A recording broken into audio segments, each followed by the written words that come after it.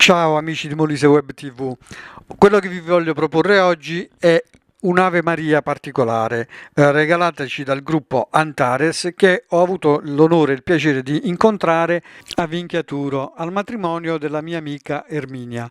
Spero così farvi cosa gradita e un caro saluto dal vostro Angelo.